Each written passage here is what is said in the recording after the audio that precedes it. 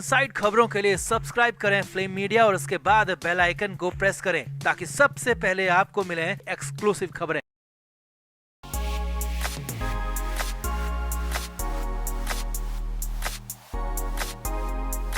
तो जो संजय राउत और उद्धव ठाकरे बार बार महायुति सरकार पर सवाल उठा रहे थे, एकनाथ शिंदे को किनारे करने की, साइडलाइन करने के गंभीर आरोप लगा रहे थे, अब महायुति सरकार की तरफ से उन्हीं उद्धव और राउत को तगड़ा तमाचा पड़ा है। शिंदे को गायब गायब कहने वालों के मुंह अपने आप बंद हो गए और ये सब कुछ हुआ एकनाथ शिंदे के एक जवाब से। जी हाँ, शिंदे के एक जवाब से ठाकरे एंड कंपनी की बोलती बंद हो गई है। एकनाथ शिंदे पर तमाम आरोप लगाने वाले उद्धव और राउत अब मुंह दिखाने के काबिल नहीं बचे। तो हुआ क्या है, सब कुछ आपको दिखाते हैं। आप भी वीडियो को शेयर करें और अपनी राय कमेंट बॉक्स में जरूर दें। तो महाराष्ट्र की राजनीति में कई बार ऐसी खबरें आई या फिर कहे कि संजय राउत और उद्धव ठाकरे की तरफ से कई दफा आरोप लगाए गए कि सरकार और उनके सहयोगी दलों के बीच सब कुछ ठीक नहीं चल रहा है। कई बार ऐसा भी कहा गया कि काम का श्रेय लेने की होड़ मची रहती है। एकनाथ शिंदे खुद श्रेय लेना चाहते हैं, अजित पवार अलग ही श्रेय लेना चाहते हैं और फडणवीस अपनी अलग ही राह चलते रहते हैं। उद्धव ठाकरे और संजय राउत जब मीडिया के सामने आते हैं तो सरकार और उनके सहयोगी दलों को लेकर कई तरह के आरोप लगाते हैं और यहाँ तक कह देते हैं कि फडणवीस को तो एकनाथ शिंदे फूटी आग पसंद नहीं है। इतना ही नहीं, संजय राउत ने तो ये तक कह दिया कि एकनाथ शिंदे की वजह से फडणवीस सरकार काम ही नहीं कर पा रही है। महाराष्ट्र में जितने भी विकास के काम रुके हैं उसकी वजह एकनाथ शिंदे है। यानी कि इतने सारे आरोप उद्धव ठाकरे और संजय राउत की तरफ से एकनाथ शिंदे पर लगाए जा चुके हैं जो गिनती भी नहीं की जा सकती। लेकिन इन्हीं सब अफवाहों, आरोपों और बातों के बीच खुद उप मुख्यमंत्री एकनाथ शिंदे सामने आए हैं और शिंदे के एक जवाब ने उद्धव ठाकरे और संजय राउत की बोलती पूरी तरह बंद कर दी है।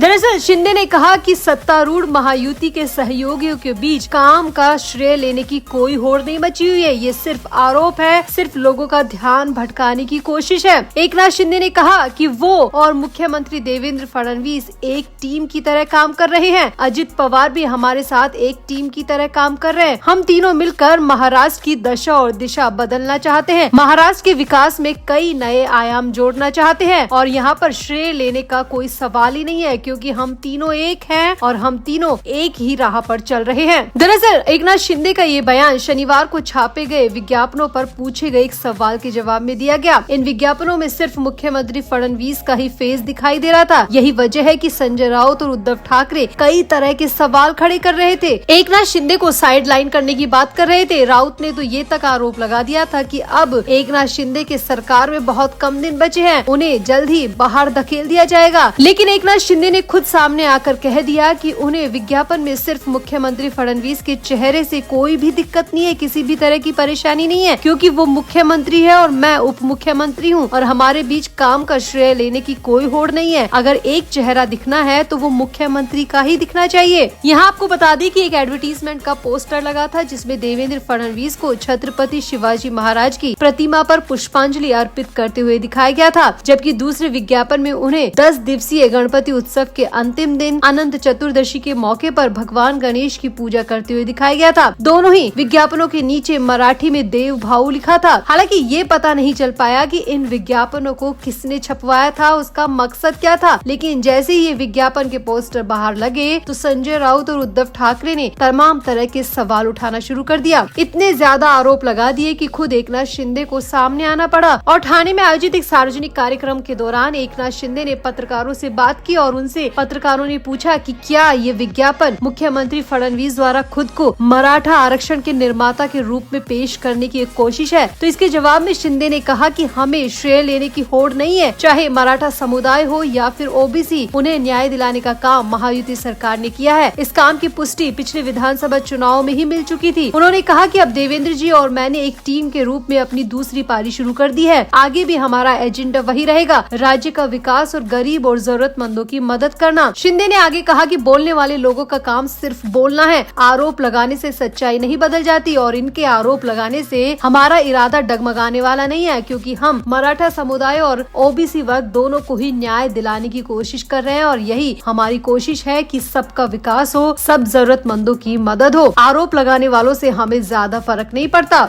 तो यहाँ पर एकनाथ शिंदे ने एक ही झटके में उद्धव ठाकरे और संजय राउत की बोलती बंद कर दी। जो राउत और उद्धव ठाकरे बार बार आरोप लगा रहे थे, उनको एकनाथ शिंदे का ये करारा जवाब मिल चुका है। तो आपका शिंदे के इस पूरे बयान पर क्या कहना है? आप भी अपनी राय कमेंट बॉक्स में जरूर दें और वीडियो को भी शेयर करें।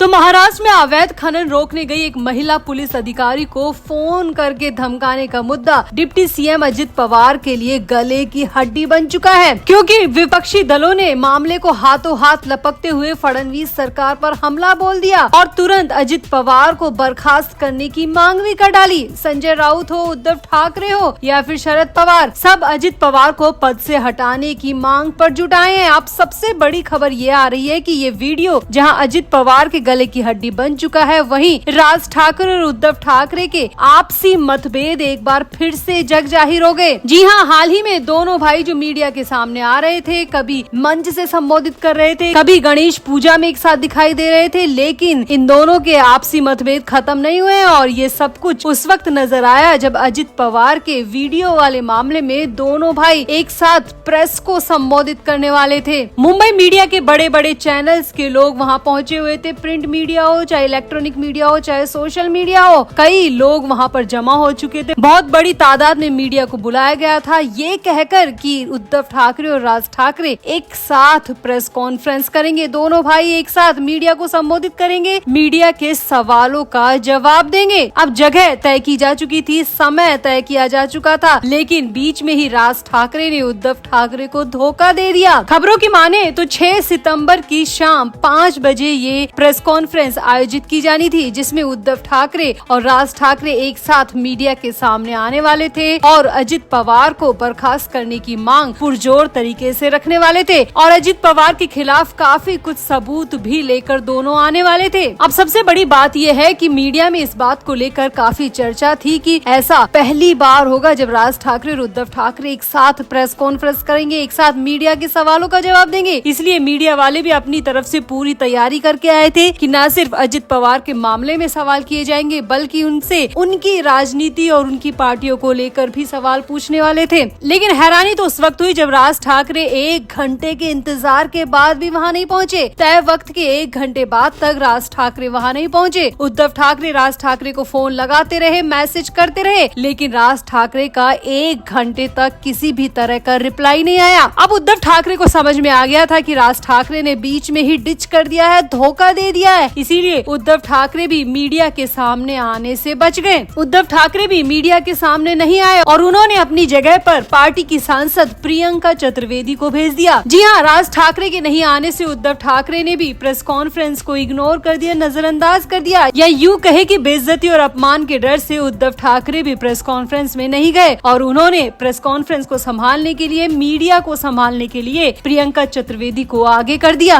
अब प्रियंका चतुर्वेदी ने मीडिया के सामने आकर पहले तो उद्धव ठाकरे के ना आने की वजह बताई और कहा कि उद्धव ठाकरे की तबीयत कुछ नासाज है, इस वजह से वो इस प्रेस कॉन्फ्रेंस में नहीं पहुंचे हैं। यहाँ पर प्रियंका चतुर्वेदी ने राज ठाकरे का नाम भी नहीं लिया। जब मीडिया की तरफ से पूछा गया तो उन्होंने सिर्फ इतना ही कहा कि उन्हें उद्धव ठाकरे के बारे में खबर है, राज ठाकरे के बारे में उन्हें पता नहीं है, इसीलिए वो इतना कह सकती है कि उद्धव ठाकरे की तबीयत कुछ ठीक नहीं है, नासाज है, इसलिए वो प्रेस कॉन्फ्रेंस में नहीं पहुंचे हैं और उनकी जगह मैं आपके सवालों का जवाब देने आई हूँ।